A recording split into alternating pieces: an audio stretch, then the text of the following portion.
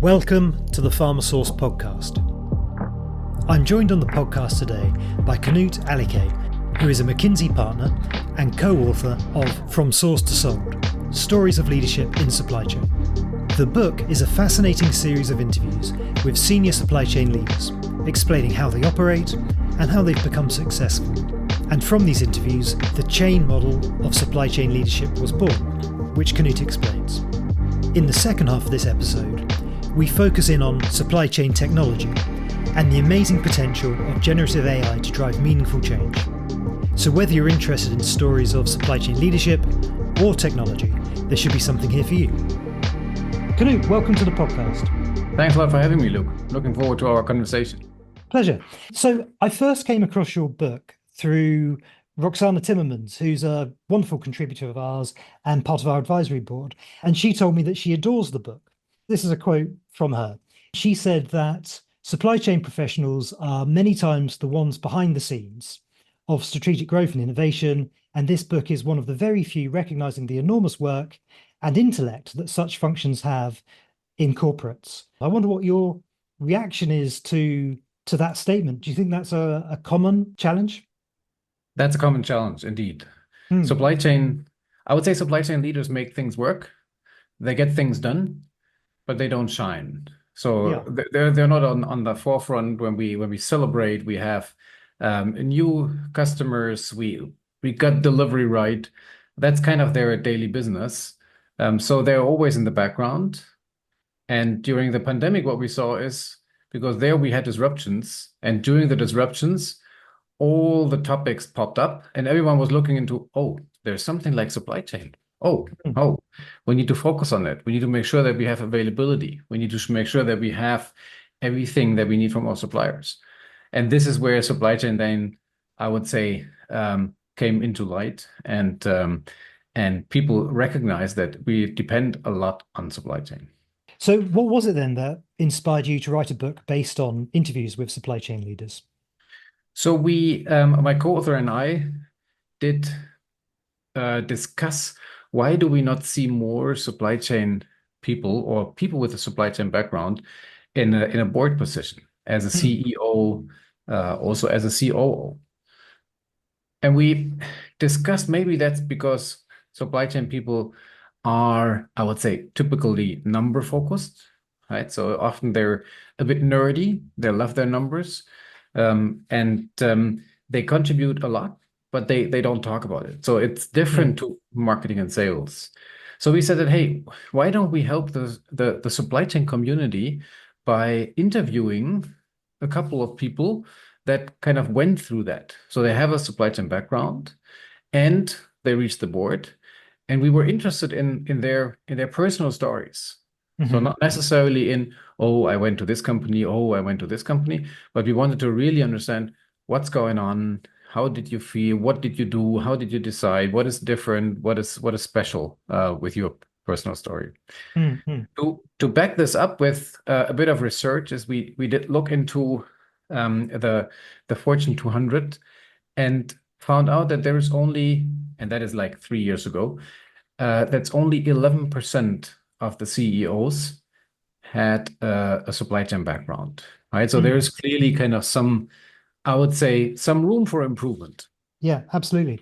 Is there a common background, would you say, to these leaders? I mean, you mentioned that maybe one common thread is that they like their numbers. Is there a common career trajectory that you analyzed? So we expected to have something in common, but I think I need to disappoint you. It's actually not a lot in common. There's a couple of things. One is that they're all curious, so they're eager to learn. They're eager to explore new topics, new areas, and that for kind of, even though a lot of them are in their kind of late 40s, 50s, 60s. Even though they have been in the business environment for like 20, 30 years, right? So they still like to explore new topics. Other than that, a lot of different starting points, right? So we had people from finance, from R&D, from operations, and they all kind of went through that. And they all fell in love with supply chain, right? So it was interesting when you talk to them, you could also see, even though now being a CEO, kind of talking about their time as a head of supply chain or chief supply chain officer, there was some kind of light in their eyes, and they apparently really like these times. I mean, you said sorry to disappoint, but actually, I think there's something quite positive about welcoming people from all sorts of different diverse backgrounds, that you don't have to be a specialist, and generalists can sort of work their way in through the supply chain as well. Fully agree. Fully agree. And this is also what we heard a lot, that many of the contributors said, hey, we need to also understand other functions. So it's not that we are in this silo, so to say, supply chain, but as supply chain, by definition, we are looking end to end, right? So from sales to suppliers. And we also need to understand. So one of the contributors said, look, I always discussed with my people that we need to be better in forecasting, right? And everyone was complaining that, oh, sales input is so bad. On the other hand, if they cannot do better, we need to do something, right? So either we need to decouple with more inventory, or we help them to increase forecast accuracy, right? So we need to understand kind of what is the challenge in the end-to-end supply chain. Maybe kind of to add, what we did in the book is we kind of condensed the learnings into a framework, and we clearly had to call it the chain model, right? Yeah. So to follow the supply chain, and what that is basically that we have in C for collaborative. Collaborative is both internally and externally. So we had contributors who explained their S&OP process, so their end-to-end planning process, that they included the most important suppliers to that, right? And clearly the first reaction is, oh, we cannot do that. How can we open up for suppliers? And they pushed it through, and guess what? It was very, very helpful. Are there any interesting examples of that you could share, how to really involve suppliers in a collaborative way? So if you think about the typical S&OP process, you would kind of take demand, you would check supply, right? And then you would, in the S&OP meeting or IBP meeting or SIOP meeting, you would then discuss exceptions. And in this preparation, if you think about the supplier has and that might be an ingredient supplier, that might be packaging material, that might be raw material, has a very important role, because if there is any disruption, then we have a problem.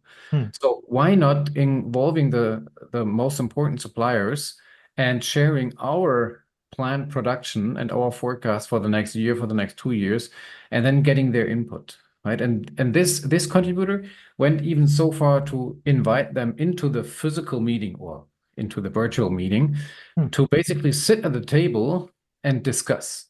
So this is kind of, hey, we open up, we share our production plan, we show you what is going on, and with this you can react. And we also expect from you that you're not kind of playing games.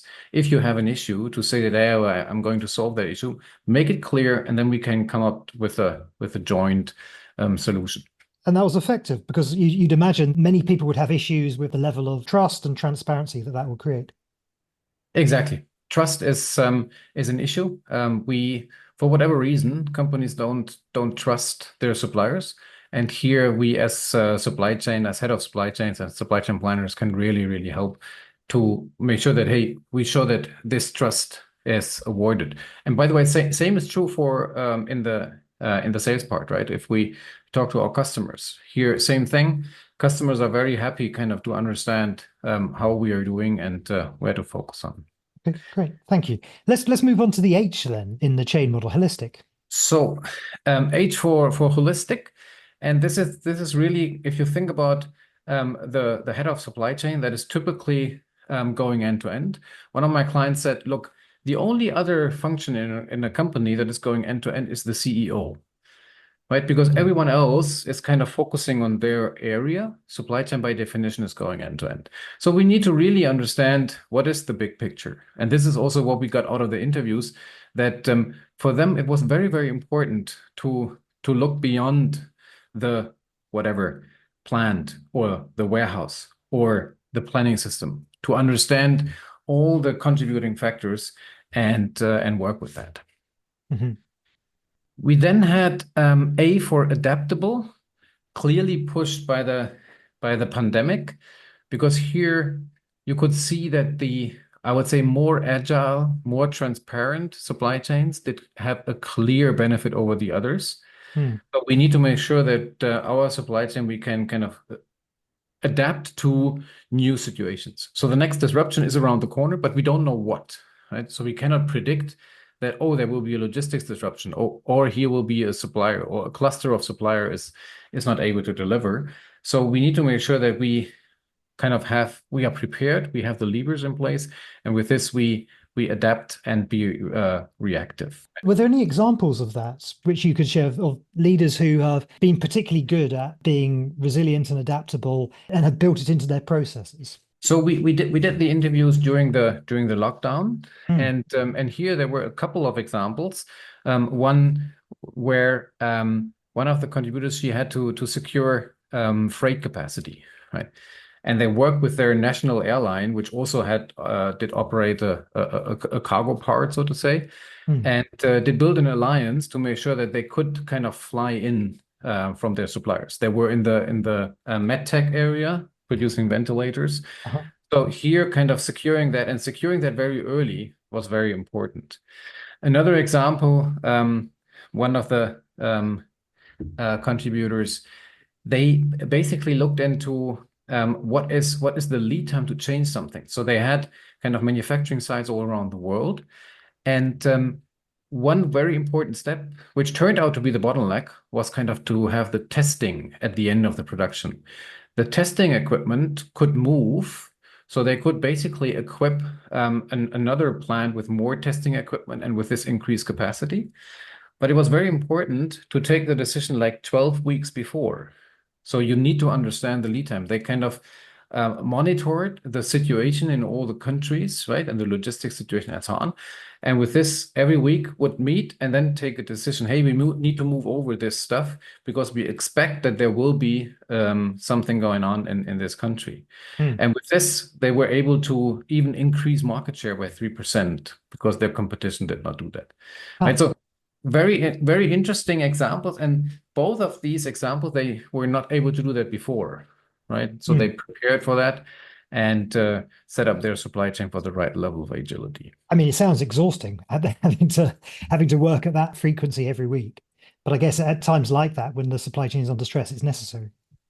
It is necessary, and it's very important that you. The first step is always that you set up something like, whether you call it control tower, control room, war room, whatsoever, where there's a lot of manual work involved.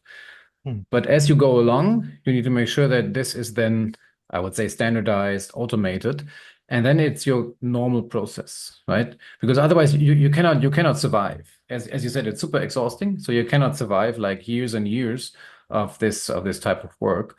Even though I must say, kind of talking to my clients in supply chain, they felt all like 2 years, 2.5 years were kind of full speed ahead, no breaks, right? And then kind of, oh, now we can relax a bit. And then kind of is the next disruption around the corner, right? So think about the Houthi rebels that started end of last year to attack vessels, and then kind of, hey, back into the war room setting, right? Let's look at the final two lessons in the chain model, which look quite related to me, being influential up and down the ladder and communicating the narrative. Are those two sides of the same coin, would you suggest? So influential is really kind of to work with your people, with your team. That's how we meant it, right? And empower people to make sure that, hey, you create something new, and I'm helping you, I'm endorsing you, I'm supporting you. Whereas narrative is really, for me, that is, I would say it's even the most important element.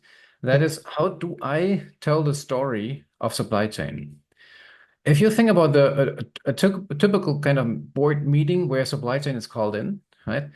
Often the head of supply chain would come prepared with all the numbers, right? So, hey, service level, very good, increased from 95.6 to 97.3%. Very important for supply chain. Everyone understands it. Boards does not understand, right? So there's two numbers. So here to tell the story, what that means, right? Could we secure more orders? Could we kind of make more more customers happy? Could we secure more customers, right? Could we increase our margin with that? That is kind of more the story. Also, if you think about what happened in the pandemic, supply chain basically kept the world moving, right? Because at the end, we had disruptions, but we did not suffer, right? So there were always shortages of some specific items, but we did not suffer. So the supply chains, the global supply chains did work. They got just stressed because they were overloaded with too high demand, and that's why we faced the delays and so on. But they did work, so it did keep the world moving, and this is always important to remember and to explain colleagues. And then, if colleagues understand what's going on in supply chain, then you start to ask for help, for example, to improve the forecast accuracy, or to ask the board to implement some strategic risk and resilience measures that you cannot do on your own. Yeah. Are there any particularly great examples of narrative which spring to mind? And is it always about bringing it into the language of the business itself? So we had a discussion with one colleague who said that, hey, and that was not a contributor of the book, but it's a very nice example of stories. He had a background in sales and marketing, and then he went to supply chain, spent 1.5 years in supply chain, and then was asked by his former colleagues in sales and marketing to explain what supply chain does. And they tried it before with a I would say more nerdy people and did not understand. So he would prepare and was about to kind of use all of the 3-letter acronyms like APO and so on, but then said, "Oh, wait a second. When I joined, I also did not understand. So why don't I just use a language that is full of pictures?" Yes. So what he did is he basically explained with he had a control tower, right? Kind of a picture of, hey, there's a lot of screens. This is what we do. He had one of the disruptions as a picture to explain, hey, this is the stuff that we need to handle, right? So with a simple language, clear language, business language, and with pictures, he was able to explain what's going on in supply chain, and then got the feedback that, hey, now we understand what you're doing. Another example is if you think about trade-offs, a trade-off of service, cost, and capital, right? How do you explain that, right? A lot of discussions we have is on, hey, we need to improve our service level. Yes, sure, but we cannot increase our inventory. Okay, and we cannot increase our costs. Okay, how does that work, right? And here, kind of to find a way to visualize this as a triangle or other ways does really help to explain the idea of everything is kind of interrelated, and we need to work always with all of the three together.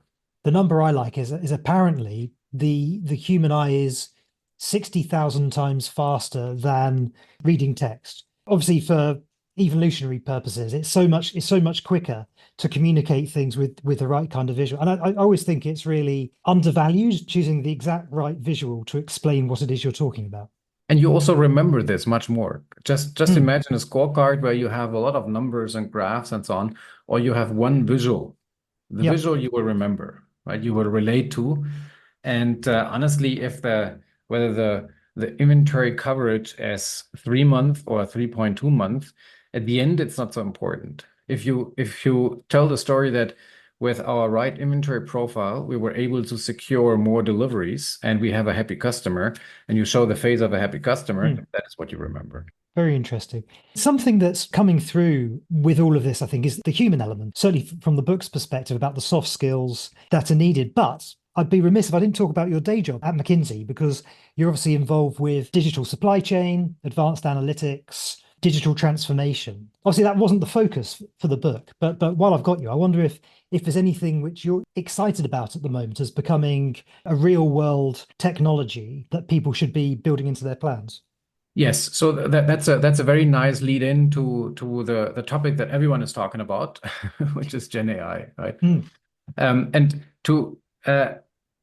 why is that interesting? I'm convinced that Gen AI will change the way we operate supply chains significantly, and it will change the way we operate supply chains, similar to the idea of the container, right? Where Okay. everything, the whole logistics system globally changed, right? And why is that? When all of these ChatGPT stuff started, I kind of thought that, that's probably the next blockchain, right? Blockchain was overhyped 10 years ago.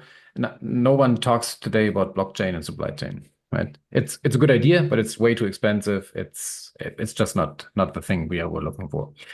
So I started to kind of explore with the typical nerdy questions like traveling salesman problem, allocation problem, forecasting, and so on. It did not really work. But then it kind of progressed, and ChatGPT 4.0 did really, really good in terms of calling specialized modules, so to say, to solve, for example, the traveling salesman problem, right? So to connect dots in a city. Now, if you think about what happened in 1 year, and you extrapolate, so there's a lot of people who kind of, I would say, overestimate the impact of technology in the short term and underestimate in the long term. So everyone is like, oh, but 3 months ago that happened, and we still don't have solutions. Sure, because it takes time to implement, to develop. So what I'm a true believer in is that this Gen AI stuff will help us to unnerd supply chain. So what does that mean? So you have all of your algorithms and everything, and then you have a layer in between, and that is the Gen AI layer. And that basically hides all the very cool but very complex algorithmic stuff. And with this, you kind of open up for a completely new audience. So it's not nerds that use that stuff, but it's kind of normal people like you and I that ask the Gen AI a question that, hey, last month we could not deliver to customer A. Why is that? And then you see kind of scripts generated, SQL statements generated, numbers analyzed, and then you might get an answer. Yes, we had the forecast, but the forecast was decreased by sales, and in production, we even produced less than we forecasted, and this is the gap, and this is something that we need to work on, right? So you kind of go much more into an interaction. So you have this Gen AI is kind of acting, so to say, as an intelligent avatar that is part of your team, right? And helping you. It's not, I'm sure that it will not replace the experience planner. It will enhance the capabilities of the planner. So the planner can have more insights, and with more insights, you then have more chances to improve the system and to ensure a better performance. So with this Gen AI model you're talking about, would that need to sit on top of or be able to interact with the ERP in order to be able to interrogate the data like that? Yes, ERP, and you also need to have some planning solutions, right? Because these are kind of specialized solutions that that come up with a plan. A Gen AI model will not be able to just replace all these complex algorithms, very, very clear, but it sits on top, right? It's basically the interface that we normally have with our screens or with our SQL statements or Python code or whatsoever. To this, we will also see that there will be a lot of, I would say, dashboards on demand, right? So if you think about implementing a new planning system or an ERP system, there's a lot of time spent on what dashboards do we want to have. So KPIs and so on. Yeah. And this is always kind of made for this specific purpose. Now, if you ask the system, hey, I want to understand my inventory projection for this business unit for the next 12 months, then translating this, kind of coming up with the data, showing the data, and then you go more into detail. Oh, that is interesting. Show me more details here. That's interesting. Go into this product group. Why don't you filter this one and this one?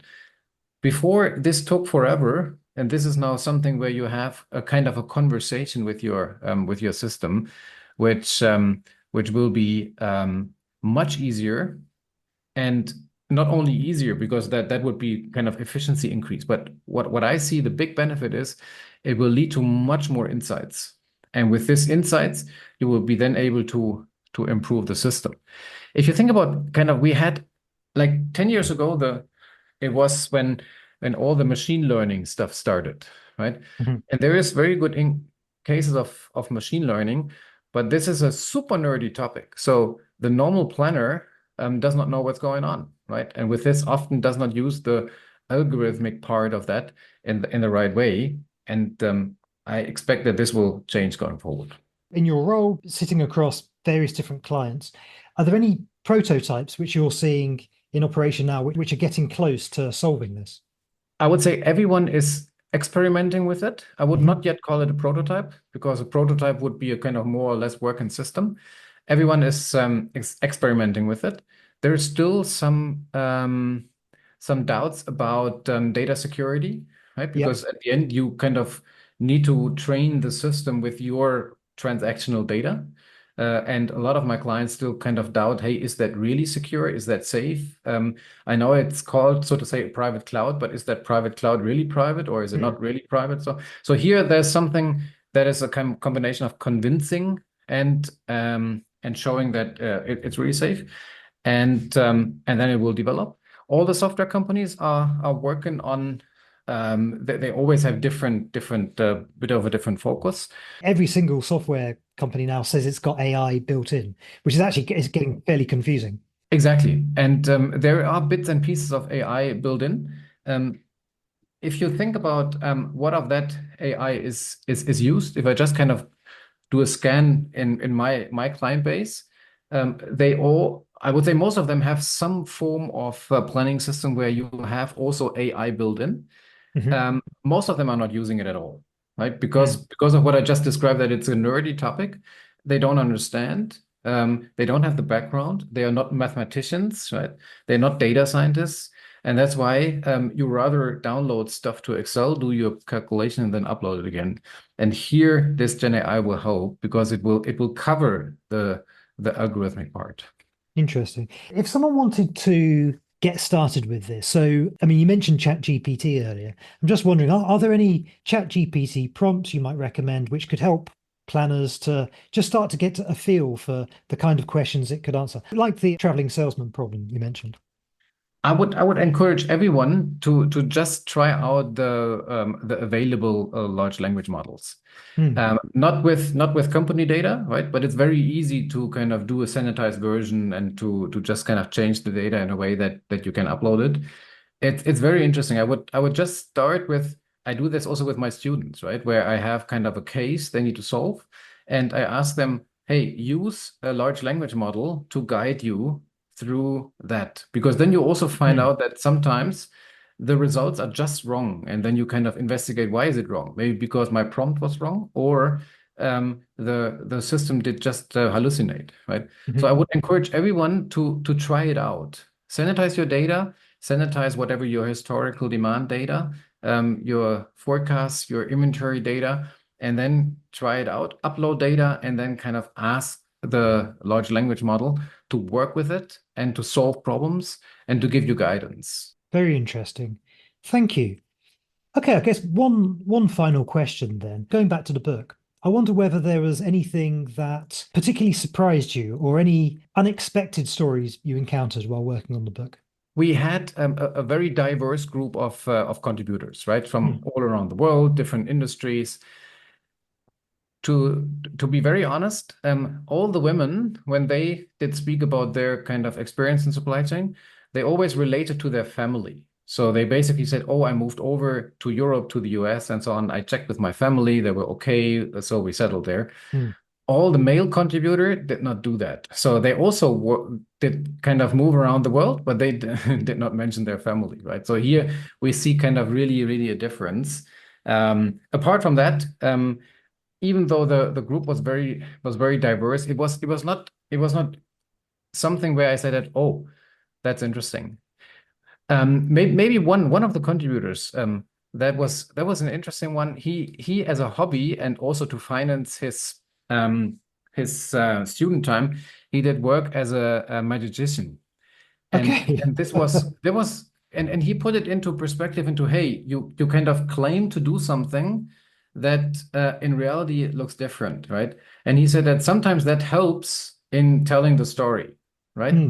Not to tell lies, but that helps you really to focus, because your audience need to focus on something while you kind of prepare your trick, right? Yeah. And to have this focus, to focus the audience of the stuff that you really want to show, that is super interesting. And maybe one more, and there was one contributor that had to do a big change program, and as a way to communicate, he used to sing a song. Did he do this in the boardroom? He did this with all of his people, right? So he was then the CEO of that business unit, and he basically did compose, or he did take an existing song and change the text, and then there would be something where all the people would relate to, because they could sing the song as well, and then that made the transformation super clear.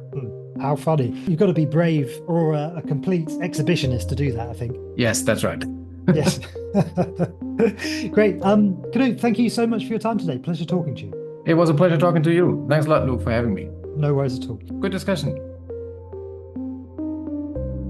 To keep up to date with the latest in biopharma outsourcing, sign up to pharmasource.global. Thank you for listening.